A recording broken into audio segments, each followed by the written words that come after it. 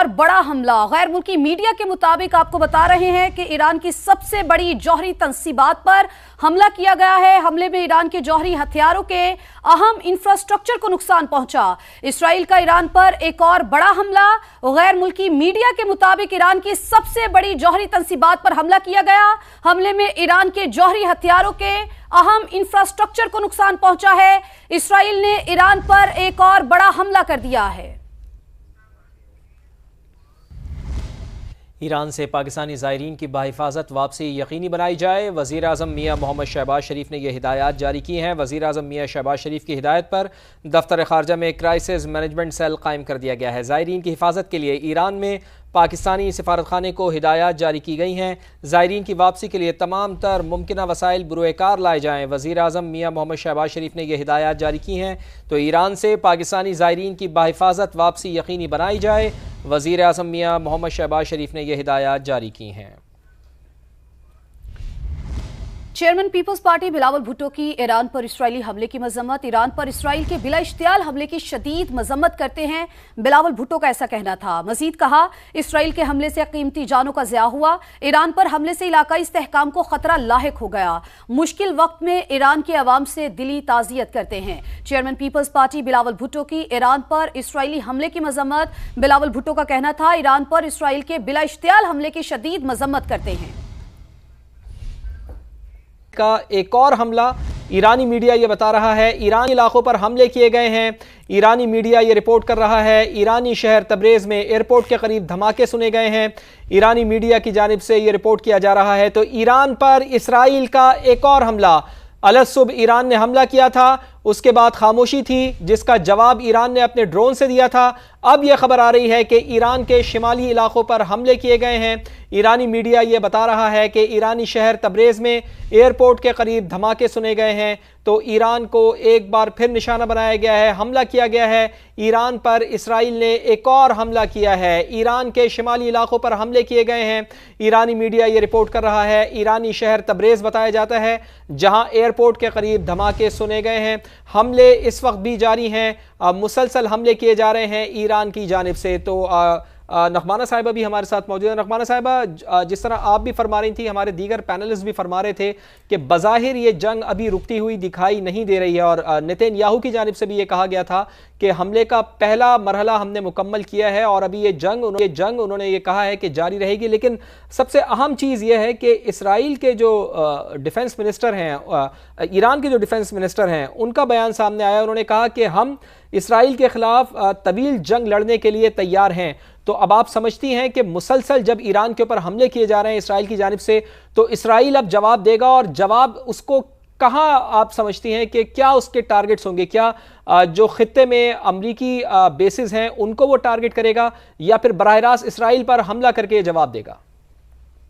मेरी नाक़िस राय में तो मेरा ख्याल है कि शायद ईरान अभी जो आपने फर्स्ट ऑप्शन दिया है कि वो अमेरिका के किसी अड्डे पे या उनके बेसिस पे हमला करे, वो मेरा ख्याल है ईरान शायद इस तरह का नी जर्क रिएक्शन अभी न करे, क्योंकि वो फिर एक और लेवल की एस्केलेशन हो जाएगी। और तो मेरा ख्याल है कि वो समझदार लोग हैं, स्ट्रेटेजिकली सोच समझ के करेंगे और शायद पहले वो इजराइल ही को जवाब दे।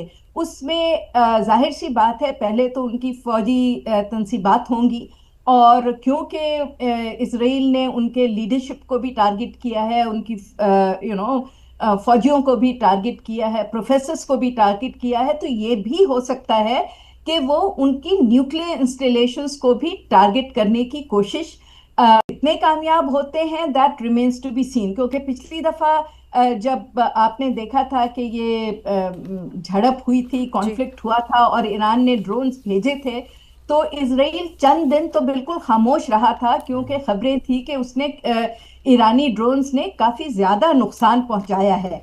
लेकिन 2-3 दिन रुक के उसने कहा कि नहीं, वो तो हमने नकारा बना दिए और उनको कॉम्प्रोमाइज कर दिया था और न्यूट्रलाइज कर दिया था। और उसके बाद जो उन्होंने मिसाइल अटैक किया था ईरान ने, उसकी भी तफसीलात इसराइल से बिल्कुल कोई खास स्केची सी निकली हैं, ज्यादा नहीं निकली। बिल्कुल एक कंपैरिजन करना या एक वो असेस करना अच्छी तरीके से कि ईरान की एक्चुअल कैपेबिलिटी कितनी है बिल्कुल। और उसके पास एक्चुअली क्या क्या चीजें मौजूद हैं, क्योंकि बहुत सारा तो देखें उनका तो सारा इंडिजिनस बना हुआ बिल्कुल। हिसाब किताब है, वेस्टर्न तो नहीं है, थोड़ा सा रशियन है, बाकी जी। इंडिजिनस है। तो अब बिल्कुल वसूख से तो ये नहीं कहा जा सकता कि वो किस इंटेंसिटी का हमला करेंगे, हम्म। लेकिन नोइंग ईरान एंड नोइंग के वो मास्टर्स ऑफ ब्रिंकमैनशिप हैं, जी। तो वो जवाब तो कोई जरूर देंगे, क्योंकि आई थिंक अगर वो बिल्कुल। तकड़ा जवाब नहीं देंगे तो उनकी अपनी क्रेडिबिलिटी, हम्म। स्टैंडिंग, स्ट्रेटेजिक वैल्यू खित्ते के जी। अंदर थोड़ी कॉम्प्रोमाइज जी होती नजर आएगी। बिल्कुल यही दुरुस्त बात है। नगमान साहबा साथ ही मौजूद रहेगा, चूंकि बैरिस्टर राशिद असलम साहब भी हमें ज्वाइन कर चुके हैं, उन्हें भी शामिल गुफ्तगू देने के लिए। अब जैसे कि आपसे कुछ देर पहले ही बैरिस्टर साहब हमने समा के नाज़रीन तक ये खबर पहुंचाई कि ईरानी शहर तब्रेज़ में एयरपोर्ट के करीब धमाके सुने गए हैं। वेरी रिसेंटली अभी रिपोर्ट हो रहे हैं, तो हम ये अपडेट भी कर रहे हैं। इंतहाई अहम सवाल तो यहाँ पर यह भी उठता है कि जो मेंटल अप्रोच होती है वो बड़ी अहम होती है इस तमाम तर सिनेरियो में।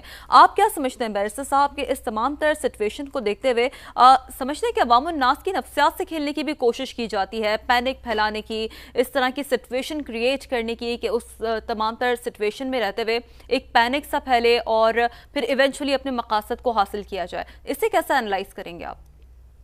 जी बहुत शुक्रिया। देखें अभी जो रिसेंट अटैक हुआ है उसको अगर देखें तो उसमें ऑब्वियसली 6 मेजर सिटीज पे हमले हुए हैं, उसमें भी टारगेटेड किलिंग हुई है। साइंसदानों को मारा गया, मिलिट्री ऑफिशियल्स, जो टॉप मिलिट्री ऑफिशियल्स को मारा गया, और उसके अलावा जो न्यूक्लियर हेड्स यहाँ पे थे उनको अटैक किया गया।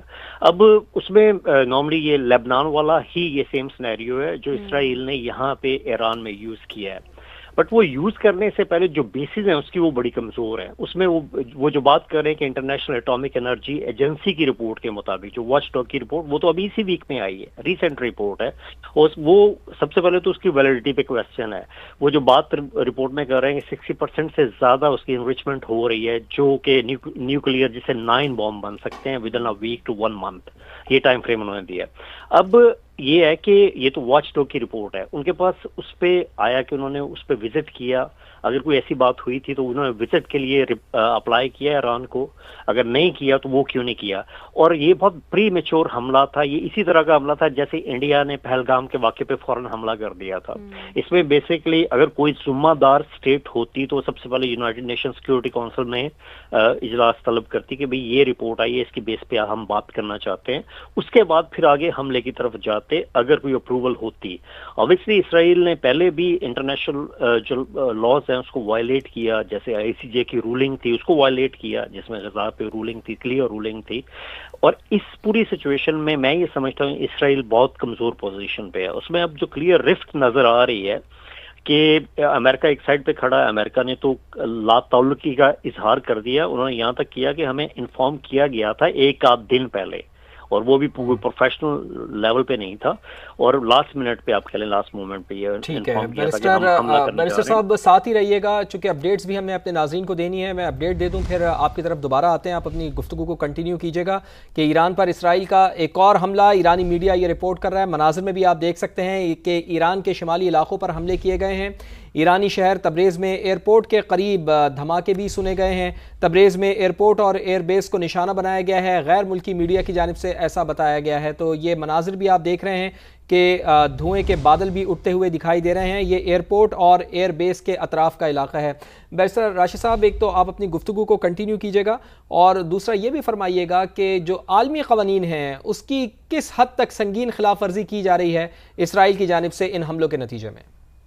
देखिए, इसमें जो यूनाइटेड नेशंस का चार्टर का आर्टिकल 51 है वो इसमें बहुत क्लियर है कि अगर आप किसी भी स्टेट पे इस तरह हमला करते हैं, अटैक करते हैं, उनकी सॉवरेनिटी को खतरे में डालते हैं, तो ऑब्वियसली वो एक इंटरनेशनल एक्ट के तहत जो एक जुर्म है, उसमें ईरान के पास पूरा हक है कि उसको प्रॉपर्ली रिस्पॉन्ड कर सकते हैं।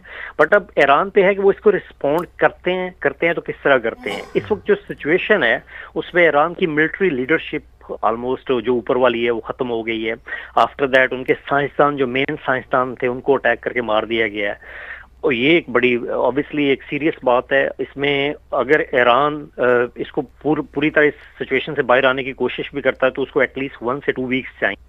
تو مجھے یہ لگتا ہے کہ ایران ابھی ڈی ایسکیلیشن کی طرف جائے گا. اس کا ایک اور اگر آپ دیکھیں کہ انہوں نے ابھی یونائٹڈ نیشن سیکیورٹی کونسل میں کہا کہ اجلاس بلائیں اس بات پہ. ایران نے اگر انہیں اٹیک کرنا ہوتا تو یونائٹڈ نیشن سیکیورٹی کونسل کی طرف نہ جاتے. تو یہ ڈی ایسکیلیشن کی طرف جائے گا اس تک جب وہ اپنے آپ کو پراپرلی دوبارہ اپنے جو بھی لیڈرز ہیں آرمی کے یا آرمی کے جو جنرلز ہیں ان کو اپوائنٹ کرے, سائنسدانوں کو واپس لائے اس جگہ پہ, بیکاز ان کا جو پروجیکٹ تھا وہ بڑا اہم تھا جس کو نشانہ بنایا گیا. اب اس میں ایک اور جو اہم بات ہے جو میں آپ کے توسط سے بتانا چاہتا ہوں کہ اس میں جو ریڈیشن اگر اٹیک کیا گیا تو ریڈیشن کا لیول کیا ہے اس وقت وہاں پہ جہاں پہ جو ساؤتھ میں اٹیک کیا گیا ہے اپنا تہران کے 140 مائلز پہ وہ ہے کی دوری پہ ہے.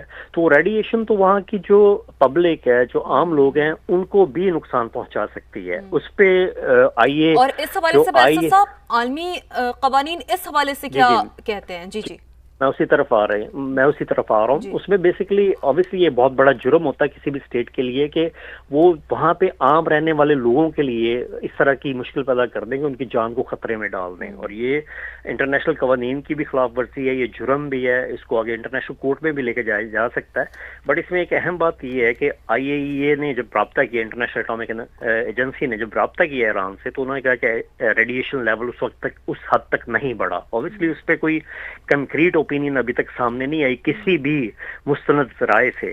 بٹ یہ ہے کہ یہ ایک ڈینجرس سچویشن ہے. یہ ایک ایسی بات ہے کہ جو ایک خطرناک قسم کی مثال قائم کر رہا ہے اسرائیل, کیونکہ آج تک کبھی نہیں ہوا کہ کسی بھی اسٹیٹ نے, کسی بھی ملک نے, کسی ریاست کے اٹامک جو اثاثے ہوں اس کو اٹیک کیا ہو.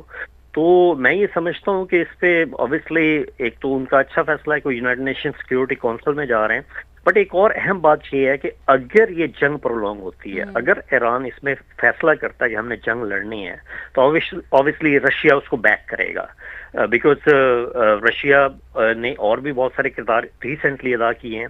دوسری بات یہ ہے کہ کلیئر رفٹ ہے اس وقت کہ یورپین یونین میں اور امریکہ میں. امریکہ ہو سکتا ہے اسرائیل کو سپورٹ کرے, یورپین یونین تھوڑی سی سپورٹ کرنے میں اس وقت آگے نہیں ہے, کیونکہ پچھلے 2 ویک میں جو ڈیولپمنٹ ہوئی ہے غزہ میں کہ یورپین یونین نے اسٹریٹ فارورڈ اسٹرکٹلی یہ کہا کہ اسرائیل اس کو سٹاپ کرے جب وہاں پہ خوراک کی بندش پہ بات ہوئی تھی. تو اس پورے سچویشن میں مجھے یہ لگتا ہے کہ اسرائیل کافی حد تک تنہا ہو جائے گا اور یہ اس کا غلط ایکٹ ہوئے گا. ایک اور آخری بات آپ کے ریفرنس ہے کہ وہاں پہ اسرائیل میں ود ان اسرائیل یہ پرابلم اس وقت آ رہی ہے کہ نیتن یاہو کی پاپولیرٹی کا گراف بہت نیچے گرا ہوا ہے. اور کچھ باتیں یہ بھی آ رہی ہیں, کچھ یہ بھی انالیسس ہو سکتے ہیں کہ پاپولیرٹی کو دوبارہ گین کرنے کے لیے وہ اپنے آپ کو دوبارہ پرائم منسٹر کے عہدے پہ قائم رکھنے کے لیے ایران میں اپنے آپ کو انگیج کیا ہو. بالکل ٹھیک.